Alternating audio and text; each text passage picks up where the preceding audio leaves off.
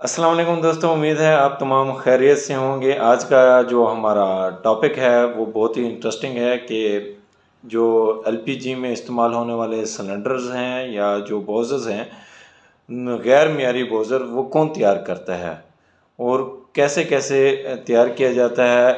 एक मियारी बोज़र में और गैर मियारी बोज़र में क्या फ़र्क होता है, मियारी सिलेंडर और गैर मियारी सिलेंडर में क्या फ़र्क होता है, और ये कौन कौन सी इंडस्ट्री है जो इनको तैयार करती है, उनकी अप्रूवल कहाँ से आती है, उनको किसने इजाज़त दी हुई है।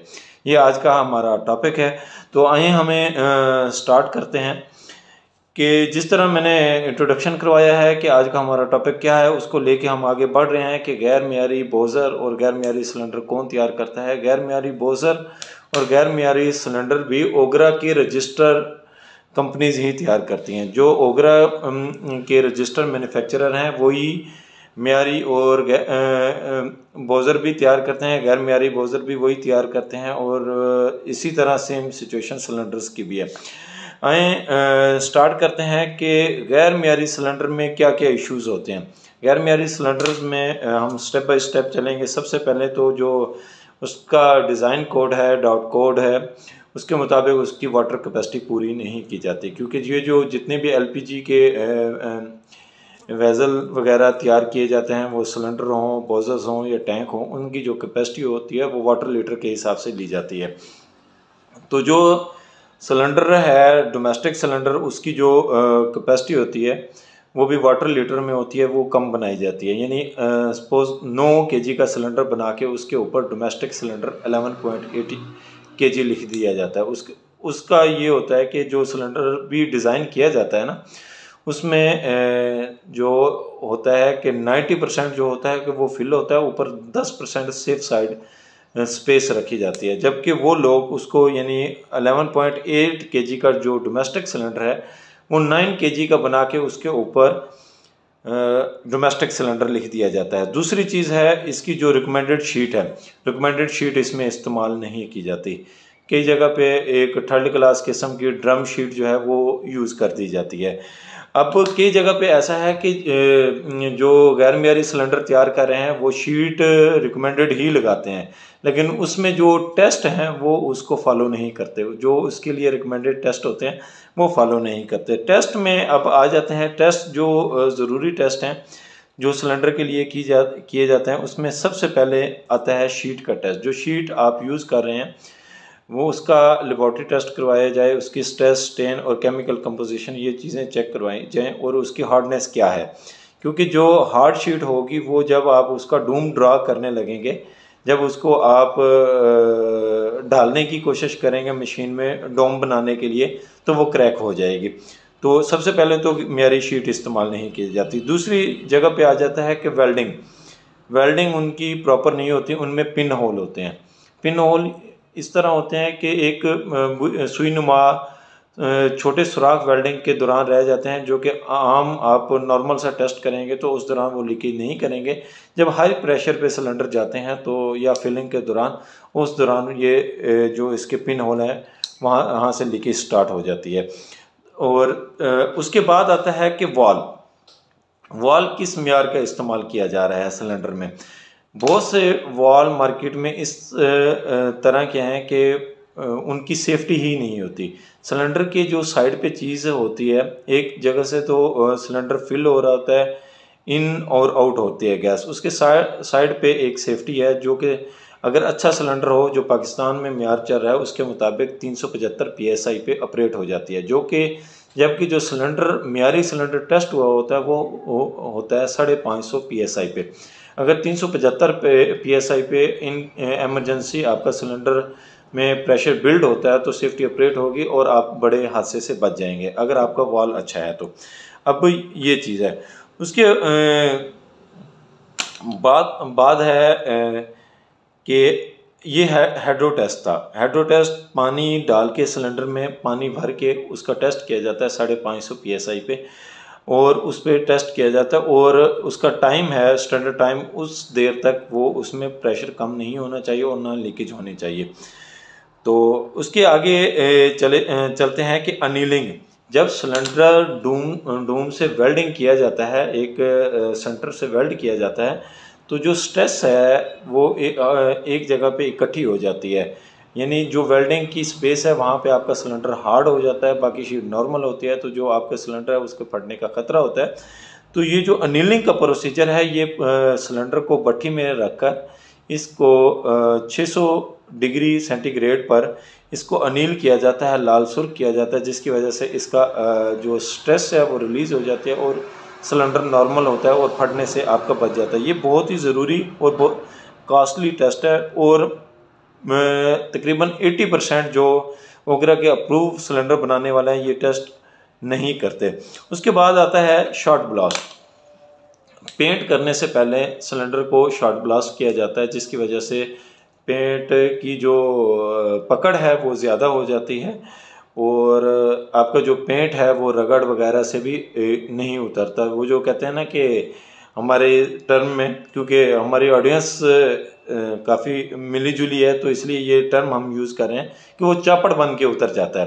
तो जब शॉर्ट ब्लास्ट किया होगा तो आपका जो सिलेंडर का पेंट है वो चौपड़ बन के नहीं उतरेगा। उसके बाद आ जाते हैं सबसे लास्ट, डिस्पैच से पहले जो लास्ट टेस्ट होता है वो है न्यूमेटिक टेस्ट।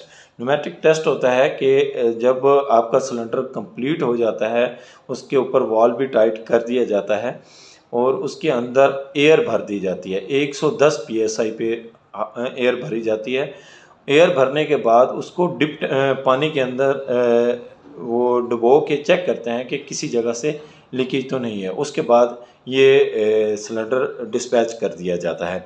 ये तमाम चीज़ें थी सिलेंडर्स के हवाले से। अब एक मियारी सिलेंडर और गैर मियारी सिलेंडर आपको शक्ल के हवाले से तो आइडिया नहीं होगा। अब इनमें से चलें कोई फिज़िकली शक्ल के हिसाब से जो एक्सपर्ट लोग हैं वो तो इसका अंदाज़ा लगा लेते हैं। अब जो एक नया बंदा है, एंड कंज्यूमर है, वो इस चीज़ का कैसे अंदाज़ा लगाएगा।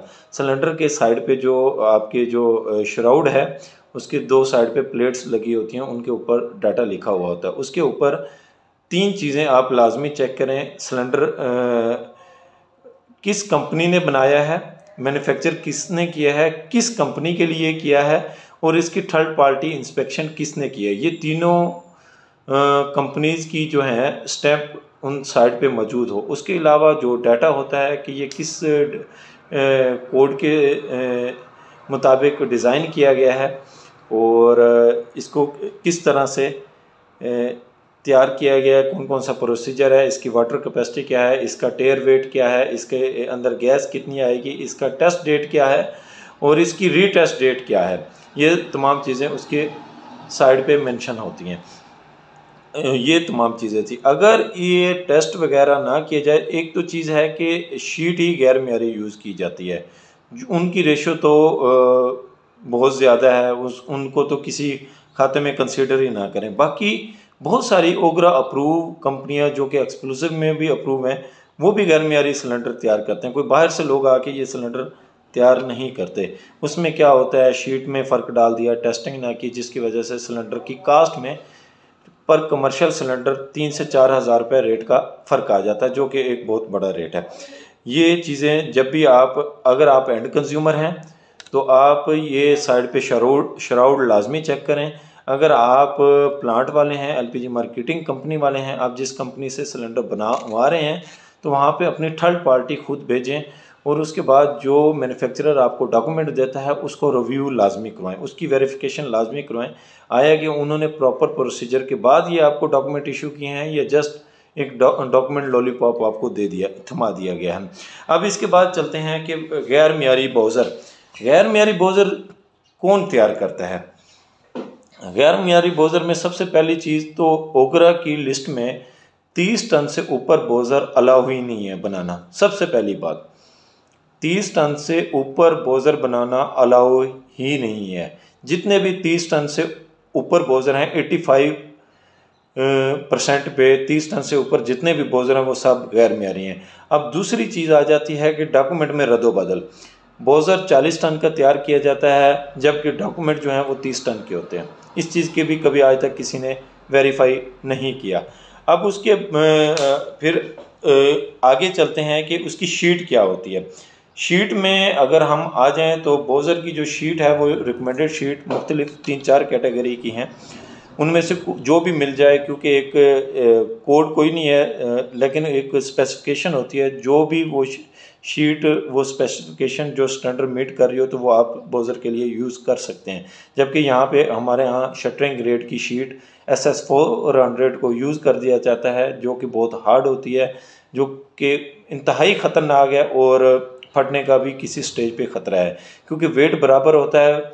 अगर हम बोजर के लिए रिकमेंडेड शीट इस्तेमाल करें या SS400 यूज़ करें तो हमें पर केजी जो है रेट का 70 रुपये 60 रुपये फ़र्क आ जाता है। जबकि एक जो बोजर होता है उसमें तकरीबन कोई 22 से 23 टन का वेट होता है। अगर आप 70 रुपये पर केजी के हिसाब से कैलकुलेट करें तो बोजर के रेट में किस कदर फ़र्क आता है। तो इससे आगे चलते हैं कि शीट की पहली मैंने बात बता दी। दूसरी बता दी कि कैपेसिटी क्योंकि कोई भी चेक नहीं करता, ओकरा की लिस्ट में 30 टन से ऊपर बोजर बनाना अलाउ नहीं है। ये NHA के रूल के भी खिलाफ है, क्योंकि ओवरलोड होता है और जो हमारे रोड हैं उसकी जो स्टैंडर्ड हैं उनको मीट नहीं करता, उनकी वायलेशन कर रहे होते हैं। उसके बाद जो इसमें जॉइंट लगाए जाते हैं, वेल्डिंग की जाती है, वो किस लेवल की है उसका वेल्डिंग का टेस्ट वगैरह किए जाते हैं कि नहीं किए जाते। बस एक आम से वेल्डर को खड़ा कर दिया, आप वेल्ड करते हैं, शीट आपने पहले ही शटरिंग ग्रेड की लगाई है और उसको आगे चलाते जाएं। उसके बाद आप चले जाते हैं कि कुछ जब सिलेंडर बोजर के शेल तैयार किए जा रहे होते हैं तो उसमें शेल के दौरान कुछ जगह ऐसी आती हैं जिनमें हम जॉइंट लगाने की ज़रूरत आती है, जो उसको रोल करते हुए उसकी शीट शॉर्ट हो जाती है। तो उसका भी एक मियार है कि कम से कम 500 सेंटीमीटर की शीट जो है वो आपने जॉइंट लगाना है, 500 सेंटीमीटर का। सॉरी, मैंने एक चीज़ कोट की है कि 500 सेंटीमीटर, ये 500 सेंटीमीटर का जॉइंट नहीं है, ये 500 mm का आप मिनिमम जो है वो जॉइंट लगा सकते हैं। 500 की जगह पे हमने देखा है कि जाते हैं तो वो उनका कोई 50 या 100 mm शीट कम हो रही होती है, तो वो आपका शेल वेस्ट है। उसको शेल को आप किसी छोटी कैपेसिटी के बोजर के लिए यूज़ करें, उसमें आप 100, 200, 300 या 400 mm का जॉइंट नहीं लगा सकते। आपने कम से कम जो जॉइंट लगाना है आपने 500 mm का जॉइंट लगाना है। अब ये शेल वगैरह शीट और ये चीज़ आपका बोजर आपका जो है कैप्सूल उसका तैयार हो गया। अब उसके बाद आ जाती है टेस्टिंग में आता है हाइड्रो टेस्ट आपने लाजमी करवाना है आपके। दूसरी एक चीज़ मैं यहाँ पे ऐड कर दूँ, आपने अगर जी माज़रत आज़ान हो रही थी तो इसलिए मैंने थोड़ा रुक गया। तो जी हम बात कर रहे थे कि आप अगर बोजर का ऑर्डर देने गए हैं, जो 2 नंबर बोजर हैं वो भी ओगरा के लिस्ट में जो लोग हैं वही तैयार करते हैं, क्योंकि लाहौर में सिर्फ 2 कंपनीज़ हैं जो कि मियारी बोजर तैयार कर रही हैं, वो 30 टन से ऊपर तैयार ही नहीं करती। तो आप जाके देख लें, दोनों खाली पड़ी हैं, क्योंकि वो मियारी बोजर तैयार करते हैं, उनका रेट भी ऊपर होता है, तो उनके पास कोई तैयार ही नहीं करवाना चाहता। अब ये शिकायत गई थी ओगरा में कि जी ये लोग आपके पैनल पे नहीं है, आपके पास रजिस्टर नहीं है, तो आप वो गैर मियारी सिलेंडर और बोजर तैयार कर रहे हैं। तो ओगरा ने एक मेहरबानी की है, जितने भी लोग गैर मियारी सिलेंडर और बोजर तैयार कर रहे थे ओगरा ने उनको रजिस्टर किया अपने पास, और अब माशाल्लाह उनके पास ओगरा का लाइसेंस भी है, एक्सक्लूसिव में भी रजिस्टर हैं, और वो 2 नंबर बोजर और सिलेंडर भी तैयार कर रहे हैं। अब हम वापस आते हैं अपने टॉपिक की तरफ, बोजर की तरफ। बोजर आप जब भी तैयार करवाएं, आप किसी अच्छे मैन्युफैक्चरर से तैयार करवाएं, उसके लिए जो थर्ड पार्टी आप रखें वो आप अपनी मर्ज़ी की रख सकते हैं, जिस पे आपको ट्रस्ट हो। उसके बाद जो आप की टेस्टिंग है कि टेस्टिंग के जो भी डॉक्यूमेंट दिए जाएं आप उसको रिव्यू करवाएं, आपको पता चल जाएगा कि वाकई उन्होंने RT हाइड्रो टेस्ट या बाकी टेस्टिंग वगैरह करवाई है या नहीं करवाई, या सिर्फ डॉक्यूमेंट दे दिया है। उसके बाद आ जाता है वेल्डिंग टेस्ट में रेडियोग्राफिक टेस्ट होता है, जिसकी एक्सरे टेस्ट भी बोलते हैं, जिसकी वजह से चेक किया जाता है कि वेल्डिंग प्रॉपर है या इसमें कोई पिन होल वगैरह तो नहीं है। इसके बाद हम आ जाते हैं इसकी एसेसरीज़ की तरफ। एसेसरीज़ बोज़र में जो एसेसरीज़ इस्तेमाल की जाती हैं उनमें PRV है, प्रेशर रिलीव वाल्व, और आम बॉल वाल्व या ग्लो वाल्व भी इस्तेमाल किए जाते हैं, अंडर कैरेज भी इस्तेमाल की जाती है। जो 3 चीज़ें इस्तेमाल की जाती हैं ये बहुत ही ज़रूरी चीज़ें हैं। इसके साथ साथ एक चीज़ होती है इंटरनल वाल्व, जो कि हमारे यहाँ कोई भी जो लोग हैं वो तो यूज़ ही नहीं कर रहे, बाकियों की तो बात हम करते हैं कि मियारी हैं या गैर मियारी। अब PRV जो है, ओरिजिनल जो PRV है वो है रीगो की PRV। उसमें जो मटेरियल यूज़ किया जाता है वो भी अच्छा इस्तेमाल किया जाता है, जिसके पे जो गैस का प्रेशर है वो भी असर नहीं करता, जो गैस की केमिकल कंपोजिशन है वो भी उस पर असर अंदाज नहीं होती। और जो ये PRV यूज़ की जाती है इसको कैलिब्रेट करके इस्तेमाल करना चाहिए, क्योंकि जो बोज़र की PRV pressure relieve valve safety आम लफ्ज़ों में जिसे कहते हैं वो 250 PSI पर सेट की जाती है। कई बार ऐसे होता है कि जैसे ही PRV आई उसको कैलिब्रेट किए बगैर बोज़र पे फिट कर देते हैं, जब वो गैस लीक होती है तो उसको ऊपर से टाइट कर देते हैं, जी ये कैलिब्रेट होगी, जबकि उसको प्रॉपर हाइड्रो टेस्ट करके उसका जो प्रेशर है गेज के मुताबिक किसी कैलिब्रेटेड इंस्ट्रूमेंट के साथ उसको कैलिब्रेट करें, और उसके वो जो कैलिब्रेट करने वाली कंपनी है वो अपना सर्टिफिकेट भी इशू करे और वो खुद उसका कैलिब्रेट करके उसके ऊपर अपनी स्टैंप लगाए, उसके बाद ये यूज़ करनी चाहिए और इसका जो डॉक्यूमेंट होता है वो वेरीफाई भी करवाया जा सकता है। उसके बाद आ जाता है वाल्व, क्योंकि जितने भी बोज़र्स हैं, बोज़र की जो सेफ्टी होती है वो 250 PSI पे ऑपरेट होती है, जबकि जो बोज़र के अंदर 2 इंच वाल्व यूज़ किया जाता है वो होता है 300 क्लास का, 300 PSI का वाल्व होता है। जबकि जितने भी गैर मियारी बोज़र तैयार किए जाते हैं उनमें रिपेयर वाल्व या 150 क्लास के वाल्व को फ्लेंज चेंज करके 300 क्लास करके यूज़ किया जाता है, जो कि हमारे लोगों को आइडिया ही नहीं है। उसके इंपोर्ट का डॉक्यूमेंट या उसके जो मैन्युफैक्चरर है उसका डॉक्यूमेंट लेना चाहिए। उसके बाद आ जाती है इंटरनल वाल्व सेफ्टी के हवाले से बड़ा ज़रूरी वाल्व है। इस वाल्व में क्या चीज़ आती है कि इस वाल्व में जो होता है, ये वाल्व हमारे इंटरनल साइड पे यूज़ किया जाता है बोज़र के अंदर, जिसका पर्पज़ होता है कि आपका जो इनलेट का वाल्व है, 3 वाल्व होते हैं, इनलेट, आउटलेट और वेपर। इनलेट लाइन के अंदर यूज़ किया जाता है कि इन केस आपका वाल्व बैक साइड जो है असेंबली टूट जाती है, जहाँ पे वाल्व लगे होते हैं किसी हादसे की वजह से, तो वो वाल्व ऑपरेट हो जाता है और गैस ज़ाय नहीं होती। एक तो हमारा जो है गैस का नुकसान बच जाता है, दूसरा जानी नुकसान से भी हम बच जाते हैं। बैक चेक वाल्व जो कि इस वक्त जितने भी ओवर कैपेसिटी के या गैर मियारी बोज़र बन रहे हैं किसी में भी इस्तेमाल नहीं किया जाता, जो कि बड़ा ज़रूरी है। और बाकी चीज़ें तो गैर मियारी यूज़ की जाती हैं, लेकिन बैक चेक वाल्व जो है वो हमारा यहाँ यूज़ ही नहीं किया जाता।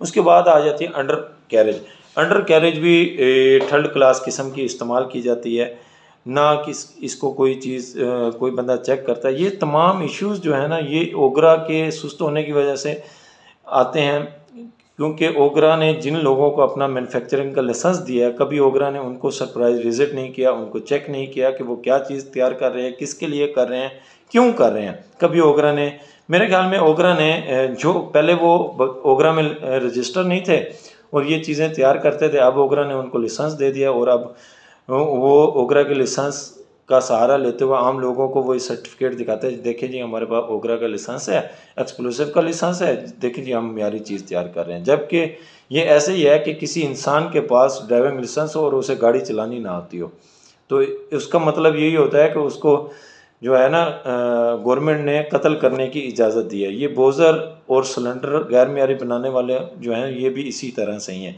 उसके बाद आ जाते हैं कागज़ात।